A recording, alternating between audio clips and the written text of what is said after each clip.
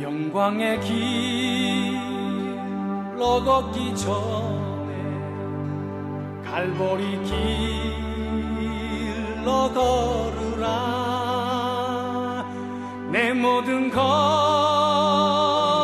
주께 맡긴 후 하늘 문을 바라보라. 하늘 가는 다른 길 없네 오직 예수. 할렐루야. 요한계시록 6장의 말씀을 가지고 함께 은혜를 나누고자 합니다. 요한계시록은 말세의 교회들에게 주시는 사명과 환난들 또 승리에 대한 내용을 담고 있습니다. 제가 시작부터 이야기를 하는 것은 오늘 말씀이 무시무시한 말씀이 나와 있습니다. 완전히 파괴되고 완전히 전쟁 가운데 나타나고 멸망된 심판의 모습이 나와 있습니다. 계시록 6장부터 16장까지는 인때는 재앙, 또 나팔에 대한 재앙, 대접 재앙이 차례로 나오는 것을 볼 수가 있는데 계시록 전체의 3분의 2 이상이 재앙과 심판에 대한 내용이지만은 여기에 현혹되어서는 안 된다는 것이죠. 이 심판은 마귀와 적그리스도, 믿지 않는 자들에게 주어지는 심판이지 구원받는 자, 예수 그리스도를 영접한 자에게 주는 말씀이 아니라는 것이에요.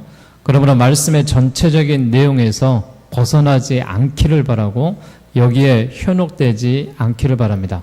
실제로 이단들이 이 부분을 이용해서 믿는 자들을 혼란에 빠뜨립니다. 결국 세상이 멸망할 것이라는 것이죠. 그리고 우리끼리 남아야 된다라는 것이죠. 그래서 모든 것을 함께 통용하고 공용해야 된다라는 것이죠. 그래서 모든 이 삶이 세상의 삶을 버리고 집단 체제의 그런 현상들이 나오고 공포를 조성하고 또한 이런 일들로 인하여서 가정들을 파괴시키고 말씀의 중심에서 벗어나는 이런 현혹된 말씀을 사용하고 있습니다. 그러기에 우리가 계시록의 6장에부터 나오는 말씀들을 복음적인 관점에서 또 하나님이 주시는 성령의 관점에서 우리가 바르게 해석하고 바르게 바라봐야 될 의무와 또한 거기에 우리가 책임을 가지고 흔들리지 않는 믿음으로 나아갈 수 있기를 바랍니다. 어린 양 예수 그리스도께서 7인을 하나씩 떼기 시작합니다.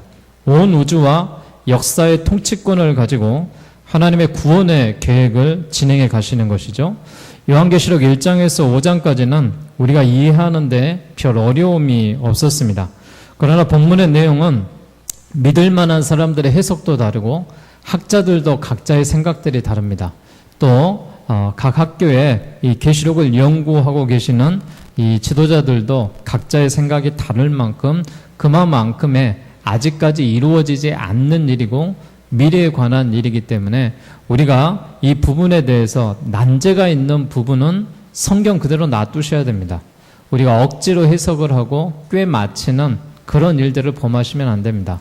하나님의 말씀은 말씀대로 우리가 그대로 읽는 것이고 그 말씀을 중심으로 해서 전개해 나가는 내용을 우리가 이 요한계시록의 특징이 묵시다라는 것을 기억을 하면서 우리가 생각을 해 나가는 것입니다. 특별히 1장은 선 주인공인 예수 그리스도가 나오셨고 2장과 3장은 교회를 다스리는 예수 그리스도가 7교회에 편지했습니다. 4장에는 성부 하나님 즉 하늘 보좌에 앉으신 이에게 경배를 드렸고 5장에서는 성자 예수님이 두루마리 책을 받고 인을 떼실 분으로 소개를 받습니다. 오늘 보면 6장은 7인을 떼는데 인간 파괴의 심판이다라고 계속해서 제가 말씀을 드립니다. 그래서 1인부터 4인은 어떤 일정한 관계를 가지고 주어졌고 5인과 6인 또 7인은 따로 구별해서 우리가 바라보는 그런 시각으로 계시록의 말씀을 우리가 함께 보려고 합니다. 자, 6장 1절로 우리가 본문에 들어가서 말씀을 한번 보도록 하겠습니다. 1절과 2절 같이 봉독합니다. 시작. 내가 보매 어린 양이 7인 중에 하나를 떼시는데 그때에 내가 들으니 내 생물 중에 하나가 우레소리같이 말하되 오라 하기로 이에 내가 보니 흰 말이 있는데 그 탄 자가 활을 가졌고 면류관을 받고 나아가서 이기고 또 이기려고 하더라. 아멘. 인을 뗀다는 것은 봉한 것을 열어서 공개한다라는 거예요. 그러면 봉한된 이 책 안에는 이미 시작부터 끝까지 내용이 다 기록이 되어 있다라는 거예요. 그런데 우리가 이 서론만 내용을 보고 여기에 대한 심판만 바라보신다면은 우리에게 소망이 없는 거예요. 이 서론에 대한 내용을 우리가 계시록의 전체에 대한 말씀을 봐서 그 중에 나와 있는 6장에 대한 부분이다라고 바라보셔야지 6장 내용만 딱 띄어가지고 바라보시면 안 된다라는 거예요. 지금 두루마리 책에 나와 있는 내용은 6장에서 16장, 18장까지 있는 내용이 기록된 것이고 앞에 1장에서 5장부터 뒤에 나와 있는 18장에서 22장까지의 내용은 천국에서 이루어진 환상에 대한 모습을 기록하고 있는 그런 책이기 때문에 이 말씀들을 우리가 혼돈해서 보시면 안 된다라는 거예요. 자, 오늘 첫 번째 인을 떼는 장면 저희들이 읽었는데 어린 양이 인 하나를 떼실 때에 네 생물 중에 하나가 우레소리같이 말합니다. 오라. 그렇게 크게 말하자 무가 나타나느냐? 흰 말과 그 탄자가 나타나요. 흰 말을 탄 사람이 무엇을 가졌어요? 활을 가졌어요. 그리고 무엇을 받았어요? 면류관을 받았어요. 그 다음에 1장 2절의 마지막에 보면은 우리가 여기서 해답을 찾아야 되는데 이기고 또 이기려고 하더라 라고 되어 있습니다. 그래서 우리가 흰 말이 지금 무엇을 상징하느냐 사람들의 해석이 너무나도 달라요. 어떤 사람은 이 흰 말이 어떤 악한 사단의 마귀를 상징하는 것이다. 흰 말은 어떤 죽음의 사자를 의미한다 이렇게 말하는 사람도 있어요. 그러나 흰 말은 성경에서 어떤 쪽으로 많이 해석을 되냐면은 승리를 상징하고 있습니다. 또 활을 통한 승리를 말하기 때문에 정복에 대한 승리를 이야기하고 있어요.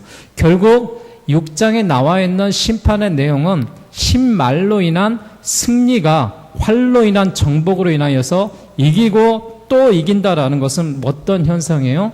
민족이 민족을 죽이고 나라가 나라 간에 분쟁이 생기고 전쟁으로 인하여서 이런 서로가 죽이는 정복하는 일들이 흰 말을 탄 자가 이 성경에 나와 있는 대로 활을 가지고 정복 전쟁을 일으키는 것이고 또한 면류관을 받아서 그들이 이기고 또 이기는 이런 전쟁과 분쟁을 상징하는 것이다 라고 말씀을 드려요. 자, 두 번째 인을 우리가 집중해서 보게 되면은 어린 양이 두 번째 인을 떼실 때 둘째 생물에게 오라라고 말합니다. 자, 여기 오라라고 말할 때 누가 나타나요? 붉은 말이 나오는 것을 볼 수가 있어요. 자, 붉은 말을 탄 자가 무엇을 가지고 있냐? 큰 칼을 받고 허락을 받아서 땅에서 화평을 제하여 버립니다. 서로 죽이게 합니다. 불화와 전쟁이 생기는 것을 볼 수가 있어요. 자, 1인부터 4인에 나와 있는 우리가 말로 비유해서 이 인을 떼는 그런 장면이 나오는데 첫째 인은 흰 말이 나오고 두 번째 인에는 붉은 말이 나오는데 붉은 말에 대한 상징들을 우리가 보게 되면은 어떤 살상과 또 피 흘림에 대한 이런 상징들을 일으키는 것이죠. 그래서 둘째 인 또한 전쟁과 내란과 세계의 전쟁을 통한 화평이 제거되는 이런 재앙이다라고 말씀을 드릴 수가 있습니다. 자, 이어서 어린 양이 셋째 인을 떼는데 그 셋째 생물에 똑같이 오라라고 말씀을 하는 그런 장면이 나와요. 자, 5절과 6절 우리 같이 한번 봉독합시다. 시작. 셋째 인을 떼실 때에 내가 들으니 셋째 생물이 말하되 오라 하기로 내가 보니 검은 말이 나오는데 그 탄자가 손에 저울을 가졌더라. 내가 내 생물 사이로부터 나른 듯한 음성을 들으니 이르되 한 데나리온의 밀 한 대요 한 데나리온의 보리 석 대로다. 또 감람류와 포도주는 해치지 말라 하더라. 아멘. 셋째 인을 떼실 때에 역시 셋째 생물이 오라라고 이야기를 합니다. 근데 그 셋째 생물이 오라고 했을 때 어떤 말을 탄 자가요? 검은 말을 탄 자가 나오는데 그 말을 탄 자 손에 무엇이 들렸냐? 저울을 들려있고 저울을 가지고 있습니다. 요한에게 들리는 소리가 있습니다. 요한이 듣기로는 네 생물 사이에서 나는 듯한 음성을 들었는데 한 데나리온의 밀 한 대요 한 데나리온의 보리 석 대로다라는 말을 듣습니다. 한 데나리온은 사람이 하루 동안 일해서 받는 품삯을 이야기하고 있습니다. 하루 종일 일을 해야 밀 한 대, 보리 석 대밖에 얻지 못한다라는 거예요. 자, 밀 한 대에 한 사람의 품삯이라면은 하루에 식량밖에 되지 않습니다. 그렇다면은 그 가족들은 나머지 생계는 어떻게 유지하겠어요? 보리는 밀을 먹는 사람들보다 더 가난한 것을 상징하고 있기 때문에 이 심판에 대한 내용은 경제적인 심판, 어려움을 표현한 것이고, 이 성경에 나와 있는 대로 감람류와 포도주는 해치지 말라라고 이야기를 했는데, 오늘 주일 예배 가운데서도 시편 128편에 나와 있는 것이죠. 내 아내의 결실은 포도나무 같고 내 어린 감람나무, 자녀에 대한 비유를 하고 있는데요. 이 감람류는 이 음식을 만드는 재료의 어떤 기름이라든지 또 불을 켜는 등불로 사용이 되는 것이고, 포도주는 수분과 영양분으로 인하여서 그들의 생명수와 같은 그런 역할을 해서 팔레스타인 이 지역에 물이 나지 않는 그런 곳이기 때문에 감람류와 포도주는 해치지 말라라고 이야기했던 것은, 비록 경제적인 어려움에 말이 탄 자가 저울을 가지고 와서 심판하는 장면이 나오지만은 이 장면 중에서도 건드리지 말라라는 그런 부분이 나오는 것을 볼 수가 있습니다. 한마디로 경제적인 어려움을 상징을 하면서 그 중에 감람류와 포도주는 해치지 말라라는 것은 물자가 결핍된 상태에서 다 없어지지 않고 일부분을 남겨두는 하나님의 긍휼함을 나타내는 것을 볼 수가 있습니다. 이 7인의 재앙이 부분적인 재앙이므로 감람류와 포도주는 해치지 않는 긍휼도 나오는 것이다라고 알 수가 있습니다. 자, 이어서 넷째 인으로 우리가 넘어가서 보게 되면은요, 어린 양이 넷째 인을 떼는데 넷째 생물이 오라라고 이야기합니다. 이어서 어떤 말의 색깔이 나오냐? 청황색 말이 나옵니다. 그 말을 탄 자의 이름은 사망입니다. 음부가 그 뒤를 따릅니다. 저희가 땅 4분의 1의 권세를 얻어서 칼로 죽이고, 기근이 나고 흉년으로 죽이고, 사망으로 죽이고, 땅의 짐승으로 죽이는 땅 4분의 1의 권세를 얻어서 이런 제한적인 심판이 이루어지는 이런 모습을 우리가 바라보게 되는데요. 예컨대 정복과 죽음과 경제적인 난관에서 검과 흉년과 질병으로 표현되는데, 지금으로 우리가 해석을 하게 되냐면은 우리가 감당할 수 없는 그런 질병들을 이야기하죠. 에이즈라든지 또 아니면 암이라든지 또 심장마비라든지 또 우리가 폭탄이나 이런 핵전쟁에 수소폭탄, 핵폭탄 이런 것들을 인하여서 이루어지는 공격적인 죽음에 대한 내용을 이야기하고 있습니다. 자, 이 1인부터 4인까지에 대한 특징을 우리가 하나의 이 묶음을 한번 보자라고 이야기했는데, 1인에서 4인의 내용을 보면은 공포로 사로잡히지 않을 사람이 없을 정도로 무서운 심판이에요. 이 부분에서 우리가 더 이상 읽어 내려가는 마음이 사라질 만큼 심판과 무서운 그런 말씀들이 기록되어 있어요.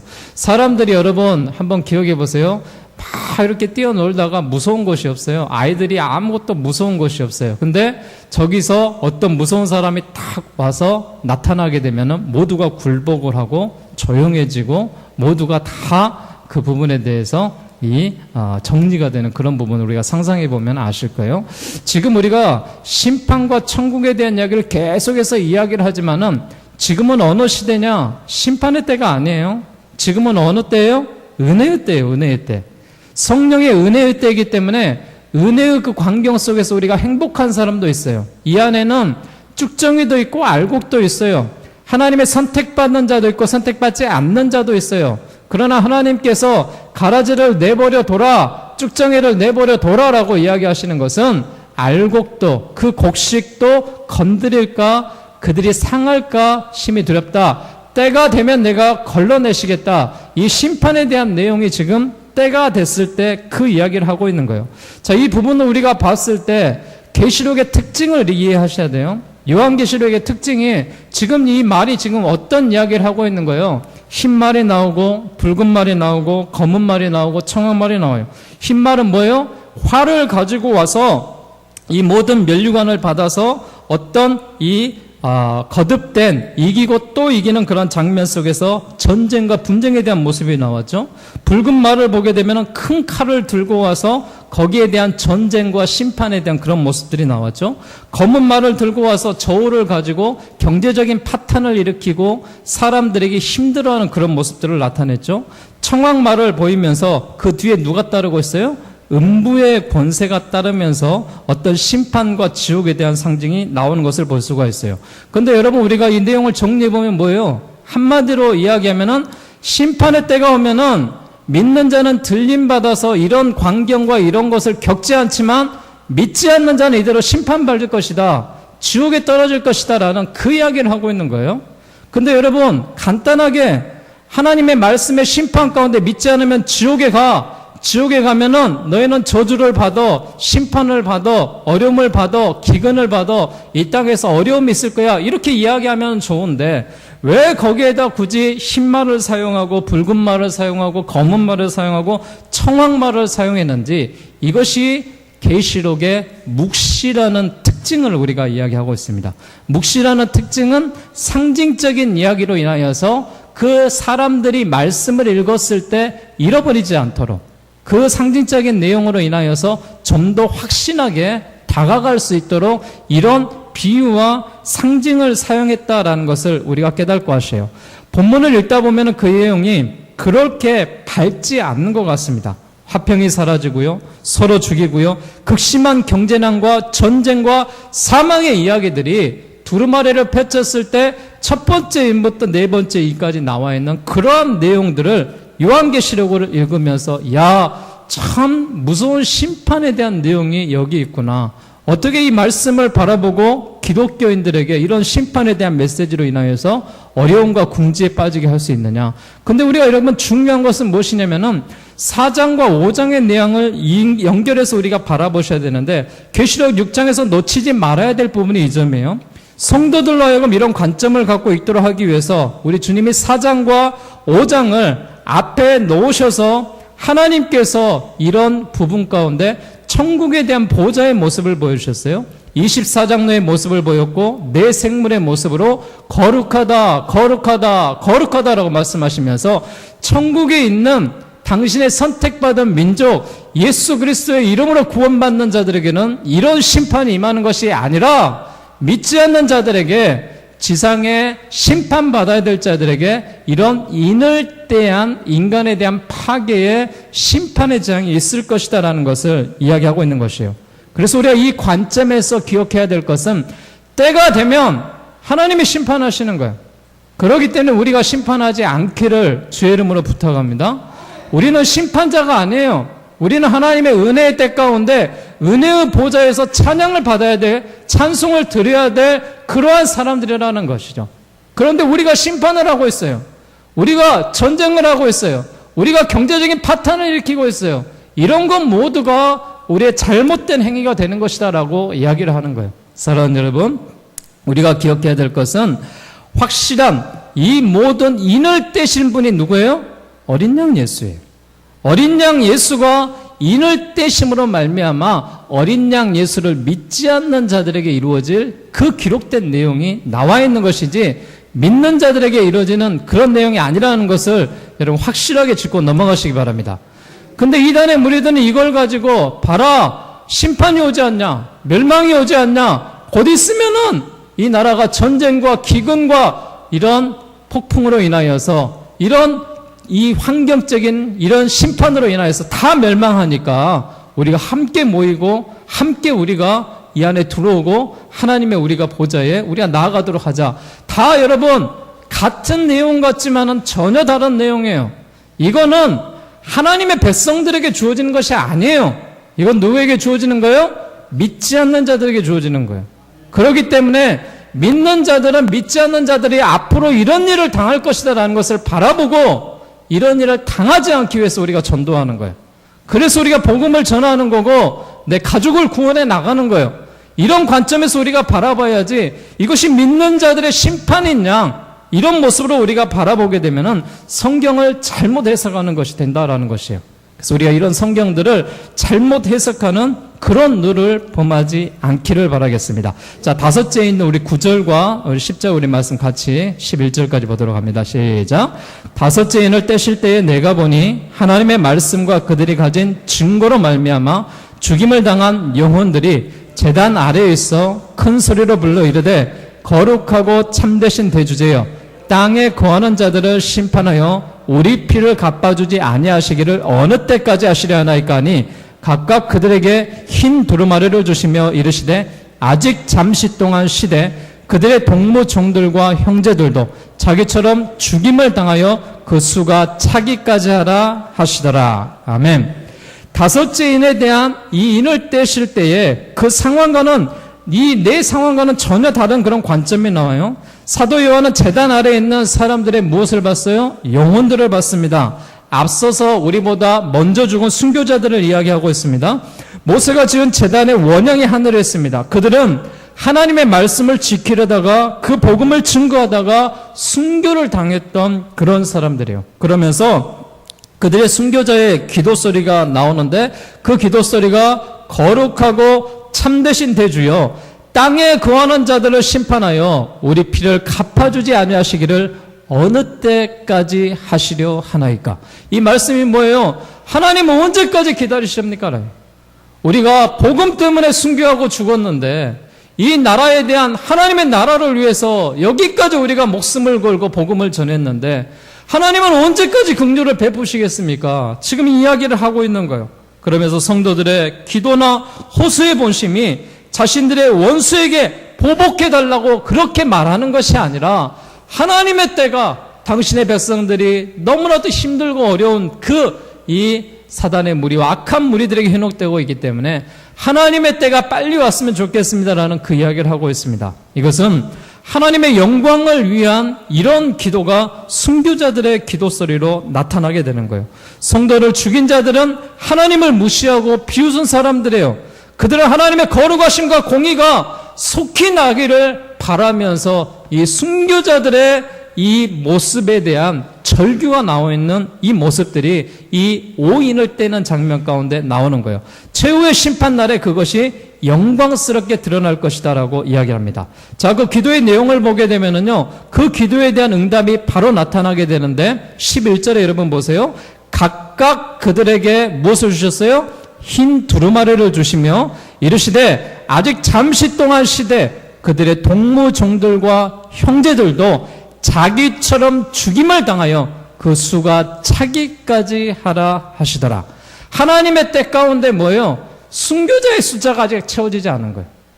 그 순교자의 수가 다 차기까지는 하나님이 긍휼을 베푸셔서 은혜를 베푸셔서 심판의 때를 당장에 놓지 않겠다라는 거예요. 아직은 잠시 동안 쉬고 있는 것이다 라고 말합니다. 주 안에서 죽은 순교자들이 지금 복되고 쉬고 있음을 우리가 보여주는데 아직은 때가 되지 않았다라고 말합니다. 그래서 동무들과 또한 형제들도 자기처럼 죽임을 받아서 그 수가 차기까지는 쉬리라라고 말하고 있습니다. 여러분, 우리나라에서 이렇게 복음을 전하고 목사님들이 강단에서 설교를 하고 자유롭게 하지만은 다른 나라도 똑같지 않는 그런 상황이 아니에요.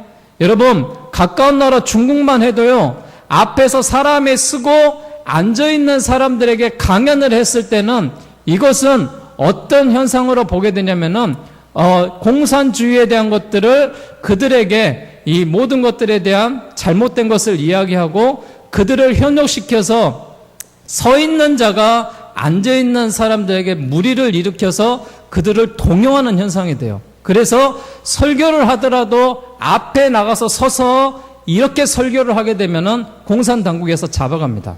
그래서 우리가 설교를 어떻게 하냐면 앉아서 같은 동등한 입장에서 중국은 그렇게 설교를 해요. 삼자교회는 예외가 되겠지만 지하교회에 대한 이야기를 하고 있는 거예요. 만약에 서서 설교를 했다면 이것 자체가 우리가 잡혀가는 현상이에요. 만약에 제가 이 설교를 똑같이 북한에 가서 했다고 이러면 한번 생각해 보세요.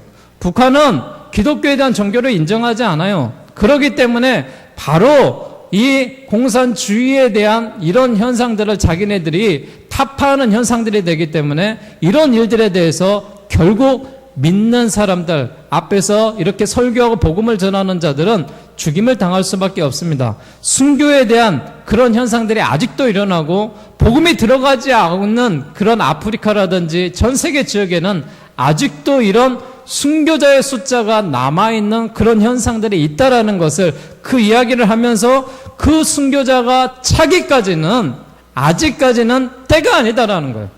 그렇기 때문에 너희들이 기다려라 라고 있는 거예요. 그래서 순교자의 수, 그 수가 차기까지는 하나님의 정한 수가 있음을 우리가 기억하고 아시길 바랍니다.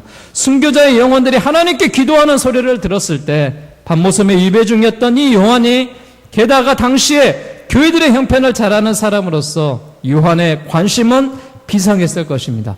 당시에는 아직도 순교를 받아야 될 사람들이 많이 남아있다라는 것에 대해서 우리가 이야기를 하는 것이죠. 그러면서 여섯 번째 재앙이 나오는데, 여섯 번째 인을 떼실 때에 굉장히 무섭고 놀랄만한 일들이 벌어져요. 어떤 현상들이 벌어지는지 여러분 한번 보시기를 바라겠습니다. 자, 12절입니다. 시작. 내가 보니 여섯 인을 떼실 때에 큰 지진이 나며 해가 검은 털로 짠 상복같이 검어지고 달은 온통 피같이 되며 하늘의 별들이 무화과가 대풍에 흔들려 설익은 열매가 떨어지는 것 같이 땅에 떨어지며 하늘은 두루마리가 말리는 것 같이 떠나가고 각 산과 섬이 제자리에서 옮겨지며 땅의 임금들, 왕족들, 장군들과 부자들, 강한 자들과 모든 종, 자유인이 굴과 산들의 바위에 틀에 숨어서 산들과 바위에서 말하되 우리에 떨어져 보좌에 앉으신 이의 얼굴에서와 그 어린 양의 진노에서 우리를 가리라라고 이야기하고 있습니다. 여러분, 온 우주에 대한 심판에 대한 모습이 나타나는 것이에요. 왜 이런 현상들이 나오느냐? 보좌에 앉으신 이와 어린 양이 진노하시는 날이기 때문에 그래요. 굉장히 심판의 날에는 예수 그리스도가 하나님에 계시는 성부 하나님과 성자 예수님이 심판의 때 가운데는 무서운 징조의 이런 심판으로 함께하겠다라는 것을 이야기하고 있는 것입니다. 이 무서운 진노 앞에서 땅의 임금들, 왕족들, 장군들, 부자들, 강한 자들, 종들, 자유인들 누구나 할 것 없이 굴과 산 바위틈에서 숨으리라라고 이야기를 했어요. 여러분, 지진이 나면 어떻게 해요? 지진이 나면 다 땅속에 숨죠. 엎드려서 숨죠. 이런 현상들을 우리가 잠시 상상해 보십시오. 이런 심판의 때가 왔을 때 믿는 자들은 천국으로 들림을 받는 것이고 믿지 않는 자들은 이 땅에 남아서 이런 심판들을 받게 될 것이다라는 거예요. 굉장히 무서운 심판의 때는 우리가 생각하고 상상하는 그런 심판이 아니에요. 우리가 생각하는 심판은 어떤 심판이에요? 단순히 뭐 지진이 나고 단순히 뭐 어떤 태풍이 불고 우박이 떨어지고 뭐 이런 지진을 여러분 생각하고 있는데, 이런 현상들이고 이런 심판의 때가 오게 되면은 지구가 완전히 사라지는 거예요. 우주가 완전히 사라지는 거예요. 해와 달과 별과 모든 것을 창조하셨는데 그 해가 어떤 모습으로 변하는 것을 보고 있어요. 그 해가 나와 있는 그 모습들을 보게 되면은 이 큰 지진으로 말미암아 해가 검은 털로 짠 상복 같아질 것이라고 했어요. 달은 어떤 모습이에요? 온통 피같이 변해질 것이다라는 이런 이야기를 이 성경에 담고 있어요. 가장 담대한 사람조차도 공포에 쌓일 수밖에 없습니다. 공포에 쌓인 상태로 산과 바위를 의지하려고 합니다. 그들은 그때에도 여전히 다른 무엇인가를 의지하겠죠. 그러나 성부 하나님과 성자 예수 그리스도의 진노 앞에서 어느 누구도 설 수 있는 사람은 없습니다. 하나님의 심판은 공의롭습니다. 사람을 외모로 취하지 않습니다. 하나님의 심판은 큰 자와 작은 자 모두를 포괄하고 있습니다. 그래서 그 심판할 자가 없고 숨겨질 자가 없습니다. 복음의 은혜를 저버린 자들이 그날에 외치는 이런 절망의 소리를 우리가 들어야 되는 것이죠. 누가 능히 그 앞에 서리오라는 이런 표현이 구약에도 신약에도 계속해서 표현을 하고 있는데요. 말라기 3장 2절에는 이렇게 말합니다. 그가 임하시는 날은 누가 능히 당하며 그가 나타나는 때에 누가 능히 서리오. 그는 금을 연단하는 자의 불과 표백하는 자의 잿물과 같을 것이라. 불과 잿물로 완전히 쓸어버리겠다라는 그런 이야기를 했어요. 나홈 1장 6절에도 하나 더 보게 되면은 누가 능히 그의 분노 앞에 서며 누가 능히 그의 진노를 감당하냐. 그 진노가 불처럼 쏟아지니 그로 말미암아 바위들이 깨질 것이다. 이런 심판의 때가 왔을 때는 무섭게 이 지구가 멸망의 때를 이야기하고 있는 것입니다.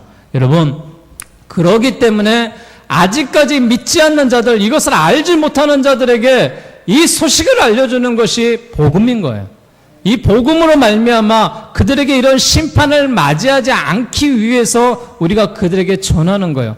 근데 여러분, 이것을 잘못 해석해서 우리 믿는 자들이 이런 심판을 받을 것이기 때문에 조심해야 된다, 이렇게 해석하면 잘못된 해석이에요. 이거는 믿지 않는 자들, 심판받아야 될 자들이 인에 대한 재앙으로 말미암아 나타나는 현상들이에요. 그렇기 때문에 믿는 자들은 이런 현상을 우리가 하늘나라에서 심판의 때 가운데 하늘 보좌 위에서 하나님을 찬양하면서 우리는 그 광경을 알지도 못할 것 같아요. 이런 현상들을 우리가 기억하면서 우리가 기억해야 될 것은 회개할 때가 가까웠으니 회개하라 천국이 가까웠느니라. 사도 요한이 그렇게 외쳤던 것처럼 또 우리가 예수 그리스도가 그렇게 외쳤던 것처럼 회개하라 천국이 가까웠느니라. 이 때가 다가왔을 때는 심판과 무서운 징조로 쏟아질 것입니다. 요한복음 16장 33절의 말씀을 제가 봉독하고 우리가 결론을 맺으려고 하는 것은 이것을 너희에게 이르는 것은 너희로 내 안에서 평안을 누리게 하려 함이니라. 세상에서 너희가 환난을 당하나 담대하라. 내가 세상을 이기었노라 하시니라 라고 말씀했습니다. 우리 주님을 믿는 백성들은 세상에서 비록 환난과 고통이 있다 할지라도 결국 우리는 승리와 천국에 대한 소망으로 나아가게 될 것입니다. 결국 하나님의 때가 왔을 때, 환난의 때가 왔을 때는, 심판의 때가 왔을 때는 하나님께서 완전히 창조하신 세계를 쓸어버리신다는 이런 심판에 대한 메시지예요. 앞으로 나아가 있는 이런 심판의 모습들을 우리가 계속해서 바라보면서 현혹되지 마시고 이 두루마리의 인을 떼시는 분은 누구예요? 어린 양 보좌 예수 그리스도예요. 우리는 그분을 믿는 자는 이 두루마리 책 속에 나와 있는 현상과 우리는 아무런 상관이 없습니다. 이 사실을 믿으시고 아직까지 알지 못하는 자들에게 우리가 참된 복음을 전하고 은혜의 복음을 전하고 믿음으로써 이 말세 때에 우리가 복음으로 승리하며 나아갈 수 있는 교회와 믿음의 성도들이 되시기를 주의 이름으로 축원드리겠습니다. 기도하겠습니다.